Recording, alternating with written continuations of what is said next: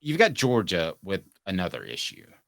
And at our production meeting this morning, when 5 a.m., it's 4:15, I think is when it started this morning. But we were discussing this, and for a moment, I thought to myself, are we talking about are we rehashing stuff? No, we're not. Georgia receiver Marcus Rosemy-Jacksaint, it's quite a name, has been arrested on reckless driving and maximum limits speeding charges. This is with Mike Griffith of Dog Nation, senior from Pompano Beach, Florida, arrested on the misdemeanor charges at 4:33 p.m. Okay, taken to jail. They take you to jail if you're really driving reckless. Okay, so there's an issue. Continuing trend of players getting arrested on speeding and reckless danger charges, despite educating and training aimed specifically at the dangerous driving issues. Kirby Smart said, quote, "We brought in Athens Clarke County Police and UGA Police to address a lot of these issues with our team in a team meeting setting, and played some video of things that were going on in Atlanta drag racing and things." You're deflecting the blame. It's your guys that are doing it. I mean, the Atlanta drag racing thing, yeah, people drive like idiots in that city, but just because they're drag racing doesn't mean you should be drag racing. And there's probably people doing fentanyl on the side of the streets. Doesn't mean your players should be doing fentanyl. So 2 of the 4 players that have been arrested this offseason on driving-related issues were arrested after Smart spoke of the educational videos that were shown to the team. So that didn't do any good. Turbulent offseason for the Bulldogs with the tragic deaths of offensive guard Devin Willick, rest in peace, sir, and recruiting staffer Chandler LaCroix, again, rest in peace. Investigators found that LaCroix was speeding excessively, reaching 104 miles an hour. So here we go. We have another issue, and they don't take you to jail if you're going 15 miles over the speed limit. I can tell you that right now. So we have another player that's been taken to jail. Now, one of the things per Mike Griffith in this story about the arrest, and it really stood out to me, and he compared now Mike didn't cover Mark Richt. Okay, Mike was covering Tennessee and then Michigan State at the time. So Mike and I go way back.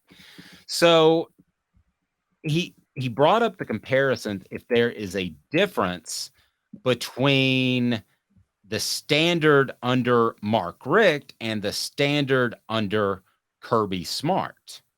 Okay, so that was brought up by Mike Griffith. Smart, this is according to Mike's story, Smart has stood firm that his program is no less disciplined than when he took over for Mark Richt, saying, quote, "The standards have been created here for a long time and that doesn't change. And we want our players to live up to those and mistakes they make. We treat them like we do our kids. We discipline them. We try to prevent them. We try to educate them. We try to do all we can to help our student athletes in a positive way. Our team is a very disciplined team. They'll do what they're supposed to when they're supposed to. And when they don't, they're going to face the repercussions of that."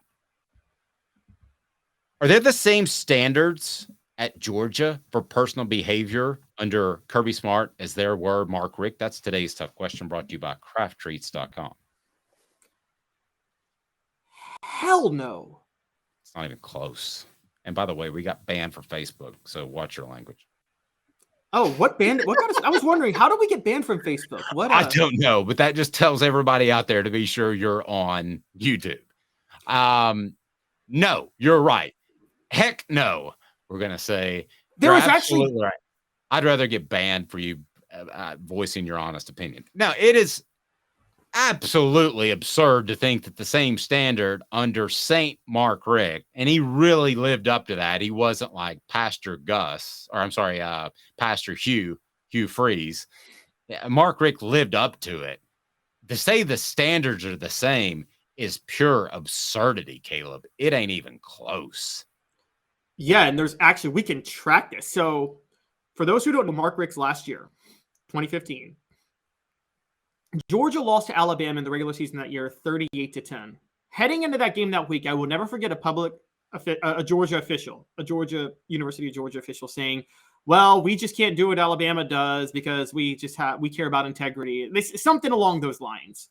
and they got laughed at and nobody cared. They made a conscious decision after that loss and after the way that season finished to say, we're not going to care about this anymore. So they got rid of Mark Richt. Here's something they did. I don't know if you know this story. And Kirby Smart was instrumental and spoke to lawmakers about this.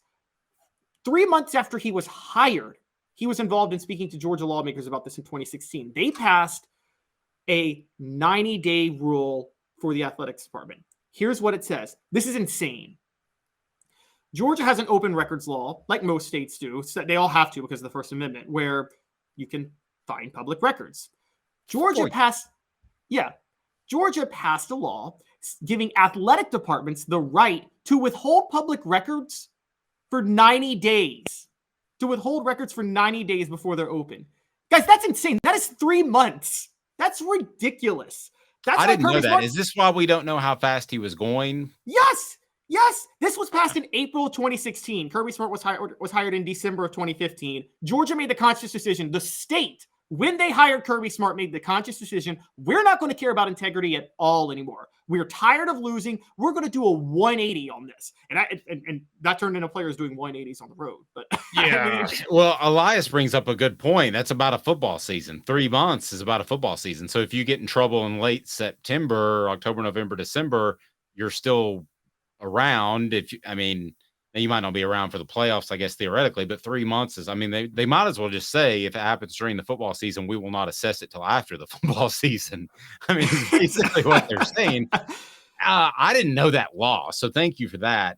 But I think it's an insult to Mark Richt for Kirby Smart to stand there and say there is the same level of off-field discipline and behavior that there was with Mark Richt. To me, that is just disrespectful to Mark Richt's legacy, his belief system, his religion.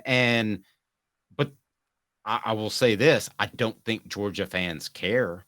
I think that, and I'm not singling you out, Georgia fans. I don't think a lot of fan bases would care. Go drag race if you need to, if that helps you blow off some steam because you're winning championships. So whoopee. Don't care at all. I'm going a step further at this point. Forget Kirby Smart not being Mark Richt. I think he's dangerously close to turning into Urban Meyer with the way he's thumbing his nose at the public. I thought that after our 4:05 production meeting this morning. The Urban Meyer name popped in my head, and I wondered if you might go there. Both guys that are very driven.